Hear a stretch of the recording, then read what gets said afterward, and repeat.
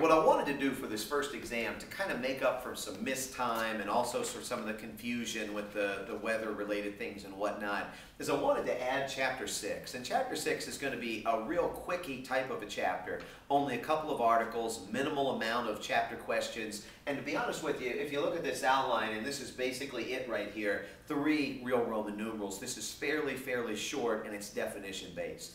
What I wanted to do with this is it's basically dealing with regimes. And the idea behind regimes is fairly straightforward kind of a thing. You've got democracy, you've got totalitarian, and you've got authoritarian. And we're also going to get a little bit down here at the bottom into the democratic peace theory, but this is really just nuts and bolts basically of government when you think about it. Now there's 2 basic kinds of democracies. One is going to be direct democracy. The other one is actually going to be representative. And let me give you a couple of quotes basically from the chapter here dealing with direct democracy, first of all, from page 96. This is right above the last indented paragraph on 96. It says, "A true democracy, a system in which all citizens meet periodically to elect officials and personally enact laws, has been rare.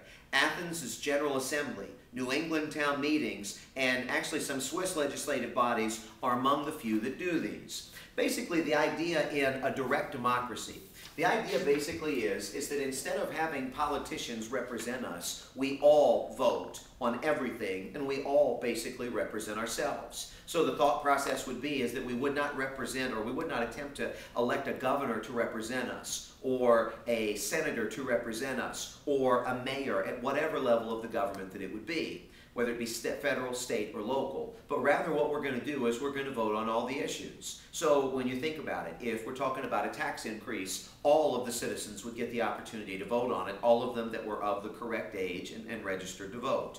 All of the citizens would vote on Obamacare, for example, not just the legislature. And the sense of it would be is that in a direct democracy, people can represent themselves better than politicians can represent for them. Some people think that politicians are crooked. Some people think that politicians are liars. Some people think that politicians are flawed, however you look at it, whereas individual Joe and Jane Sixpacks would be more pure with what they decided.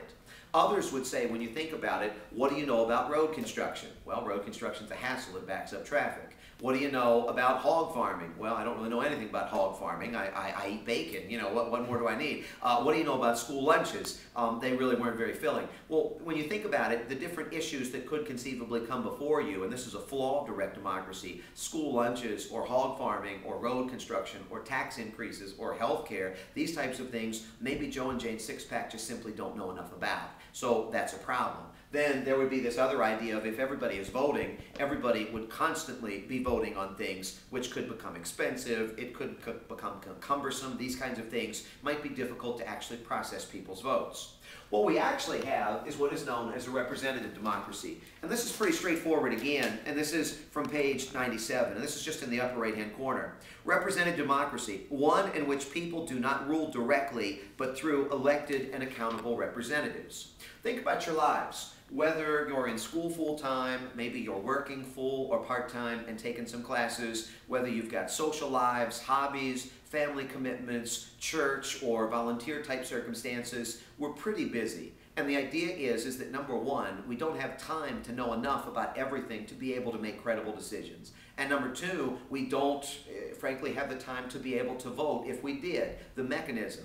A representative democracy says that instead of us voting on everything, we're actually going to select people to vote for us. Their job is going to be to know these issues. Their job is going to be to talk to the people to figure out what they want. Their job ultimately is going to make these decisions so we can live our ordinary day-to-day regular lives. Now to give you another quote here on page 97, talking about democracy, and this is the second full indented paragraph, it's the third line. It says, "Democracy today is a political system which supplies regular constitutional opportunities for changing the governing officials, and a social mechanism which permits the largest part of the population to influence major decisions by choosing among contenders for political office." The largest part of the population, in theory, would be a majority, but it doesn't necessarily have to be.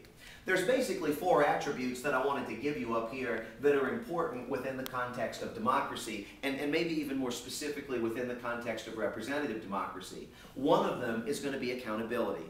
The idea is, in terms of accountability, is that if I am an elected official, I am going to be accountable to the people that I'm supposed to be serving. So number one, they're going to have to elect me to get into office. I'm going to have to appeal to them in the beginning just to get into office. But secondly, and more importantly, once I get there, I got to do a good job. And the idea is that if I do a good job, they are going to hold me accountable, first of all, by voting me back into office. And if I've done a lousy job for whatever reason, maybe I've been irresponsible, maybe I've even been corrupt, they will hold me accountable by voting me out. Again, regular elections are really the key to this idea of accountability. Number two up here is this idea of choice. Choice. And I'll give you this quote from page 99. Actually, I'll hold off on that quote for now. But the idea behind choice is that, in fact, you're going to have a legitimate selection of people to run for office. In the United States, there are the Democrats and the Republicans, the liberals and the conservatives, however you want to look at them. And when you think about it, although Democrats and Republicans are probably a little bit closer than they would care to admit in terms of their issue positions, the fact is that there are differences between those two. And when you just look at the last presidential election, President Obama versus McCain in 2008 or against Romney in 2012, there were very distinct differences. You had a legitimate choice there.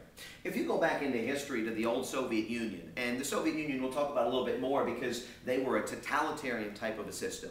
The old Soviet Union would have maybe 10 candidates on a ballot, but all of them were communists. Now you could say there's some choice there because at least you've got 10 different people on that ballot to choose from. But the idea is that if they're all from the same political party, there's not really any choice at all. So in a genuine democratic type of a system, you've got to have regular elections where you can hold these elected officials accountable, but you've also got to have a legitimate amount of choice, meaning you're going to have multiple parties that are going to be there. You're going to have even multiple candidates from the same party, but you're not just going to have everybody from one party that is basically who you get to choose from.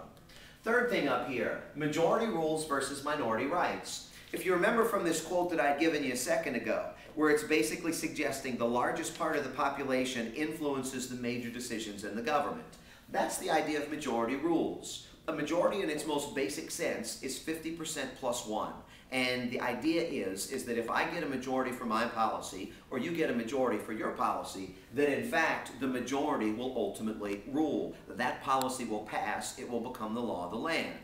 Problem with this sometimes is that when you've got majority rules, sometimes they can step on minority rights. And the trick on this is that you want to maintain majority rule as much as possible without this majority rule becoming discriminatory, without it becoming oppressive, without it becoming heavy-handed to different groups that are around. When you think about some of the articles that we've discussed, whether they're dealing with gender, or whether they're dealing with race, or whether they're dealing with religion, like the Quran article, if you remember, swearing on the Quran from the very beginning. There might be a majority of people in the fine state of North Carolina that would say you should swear on the Bible when you go to court, and maybe that is a valid policy in their eyes. But under the First Amendment, Congress shall make no law abridging the free exercise of religion. The argument would be that this is actually violating minority rights, and in this instance, it would be a minority religion. So again, the trick is that you want to have the majority, 50% plus one, or at least 49%, if 48%, if that's the largest number on a particular side. You want to make sure that the people that get the most votes ultimately end up ruling, but you've got to maintain this protection for minority rights. And then the last thing up here is going to be political equality. It really shouldn't matter, again, your race. It should not matter your gender. It should not matter your age. It should not matter your height. It should not matter your orientation. Basically, everybody should be treated equally. Everybody should have political equality. So my vote counts just as much as yours, and your vote counts just as much as hers, and her vote counts just as much as the other person's over there. Everybody is going to be treated equally before the law. And that's what we're talking about here. Direct democracy is the idea that all of us vote and all of us make decisions with very limited, if at all, input from politicians. Representative democracy basically says that we're going to elect people to make decisions for us. But in order to have a true democracy, you've got to have this accountability with elections, you've got to have a legitimate choice, majority rules and minority rights, and ultimately everybody should count the same.